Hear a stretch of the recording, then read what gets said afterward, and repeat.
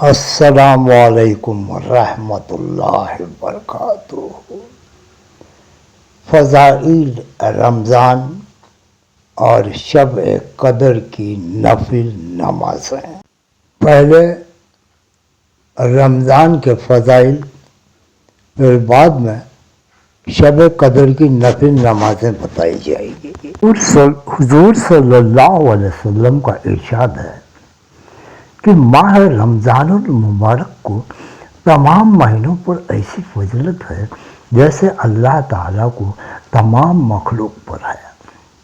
اور یہ بھی فرمایا حضور نامدار صلی اللہ علیہ وسلم کی کہ رمضان المبارک کا چاند ہوتے ہی شیاطین قید کر دیے جاتے ہیں اور دوزخ کے دروازے بند کر دیے جاتے ہیں، جنت کے دروازے کھول دیے جاتے ہیں، اور ہر روز حق سبحانہ و تعالی بہت سے گناہ گاروں کو عذاب سے نجات دیتا ہے اور نیک کام کرنے والوں کو ثواب 10 گنا عطا فرماتا ہے اور برکت نازل فرماتا ہے۔ حضور اکرم صلی اللہ علیہ وسلم نے ارشاد فرمایا، اگر لوگوں کو یہ معلوم ہو جائے کہ ماہ رمضان المبارک کیا چیز ہے تو میری امت یہ تمنا کرے گی سارا سال رمضان ہی ہو جائے۔ حدیث شریف میں آیا ہے کہ اس مہینے میں اللہ تعالیٰ مسلمانوں کی طرف متوجہ ہوتا ہے اور خطاؤں کو معاف فرما دیتا ہے۔ صبر کا بدلہ جنت ہے۔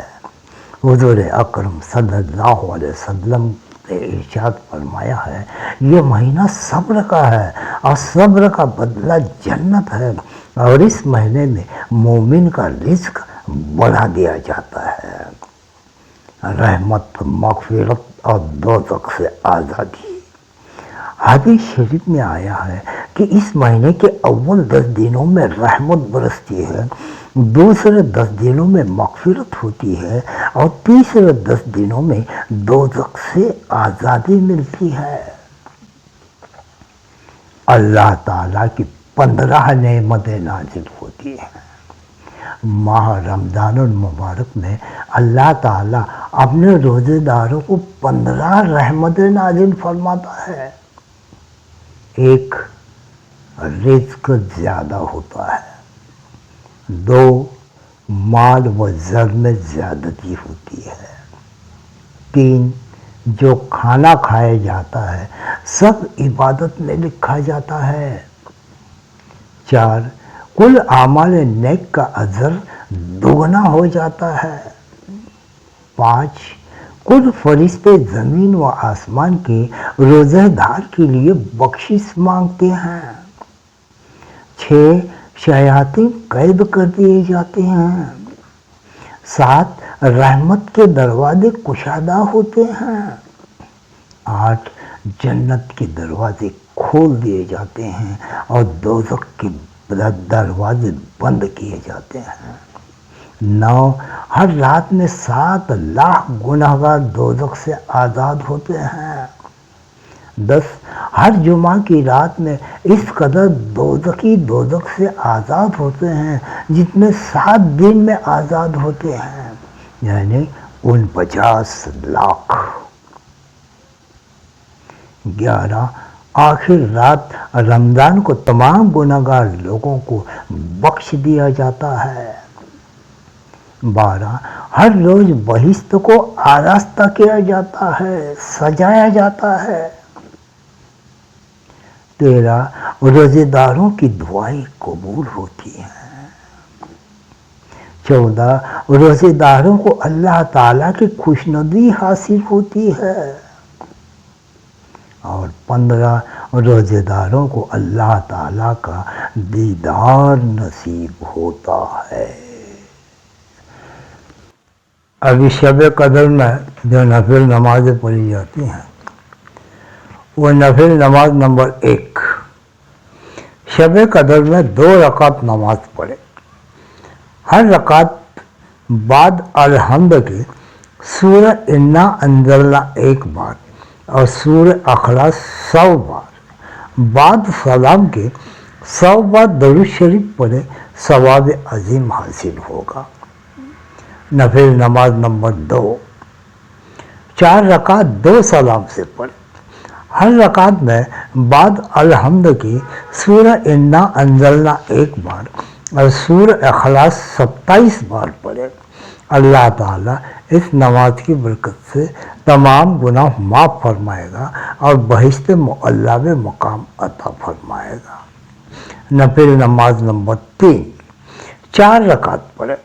ہر رکعت میں سورہ فاتحہ کے بعد انا انزلنا 3 بار اور سورہ اخلاص 17 بار پڑھیں۔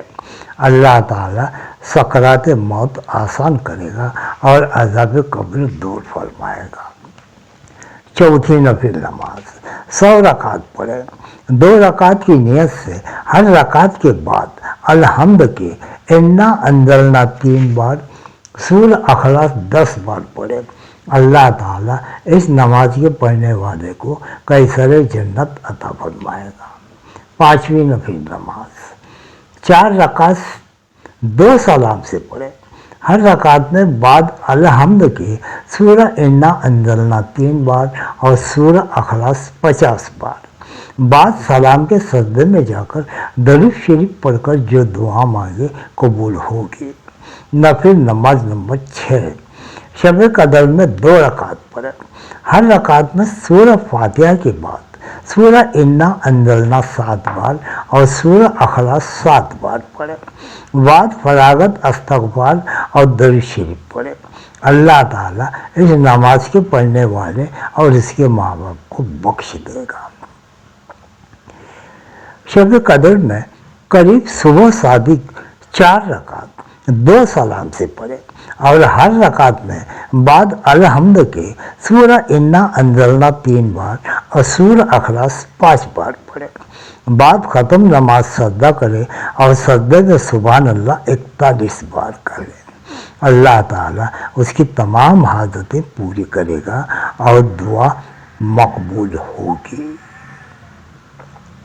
یہ 7 طریقے نماز میں بتائے گئے ہیں نفل نماز کی، اس میں جتنے بھی ہو سکے آپ پڑھ لیں اپنے طاقت کے مطابق، اور اللہ تعالیٰ سے دعا مانگنا ہی اہم بات ہے۔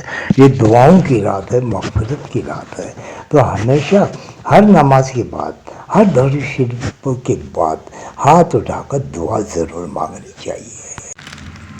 صلی اللہ علی النبی الامی وآلہ وصلی اللہ علیہ وسلم صلاۃ و سلاما علیک یا رسول اللہ۔ اعوذ باللہ من الشیطان الرجیم، بسم اللہ الرحمن الرحیم۔ اے ہمارے پروردگار، ہم کو دنیا میں بھی نعمت عطا کرنا اور آخرت میں بھی نعمت سے نوازنا اور ہمیں دوزخ کے آگ سے بچائے رکھنا۔ اے ہمارے پروردگار، ہم پر صبر کے دہانے کھول دے اور ہمیں لڑائی میں کافروں کی فوج پر غالب کر دے۔ اللہ کسی شخص کو اس کی طاقت سے زیادہ تکلیف نہیں دیتا۔ اچھے کام کرے گا تو اسے اس سے فائدہ ملے گا، برے کرے گا تو اسے اس سے نقصان پہنچے گا۔ اے پروردگار، اگر ہم سے بھول یا چوک ہو گئی ہو تو ہماری پکڑ نہ کیجیے۔ اے پروردگار، ہم پر ایسا بوجھ نہ ڈالنا جیسے ہم سے پہلے لوگوں پر آپ نے ڈالا تھا۔ جتنا بوجھ اٹھانے کی ہم میں طاقت نہیں ہے اتنا ہمارے سر پر نہ رکھنا، اور اے پروردگار ہمارے گناہوں کو درگزر کر ہمیں بخش دے اور ہم پر رحم فرما۔ تو ہی ہمارا مالک ہے اور تو ہی کافروں پر ہمیں غالب فرما۔ اے پروردگار، اگر تو نے ہمیں ہدایت بخشی ہے تو ہمارے دلوں میں ٹیڑھ نہ پیدا کر، سب مسلمانوں کو اکٹھا کر، ایک بھائی چارہ پیدا کر، ایک دوسرے کے بارے میں ان کے دلوں میں محبت پیدا کر۔ اے بارہ تعالیٰ، ہمیں رزق اور روزی دے، حق حلال کی رزق اور روزی دے، اور ہمیں ایسے نیک عمل کرنے کی توفیق دے جس سے کہ تو راضی ہو جائے۔ صلی اللہ تعالی علی خیر خلقہ نور عرشہ محمد علی آلہ اصحابہ اجمعین برحمتک یا ارحم الراحمین.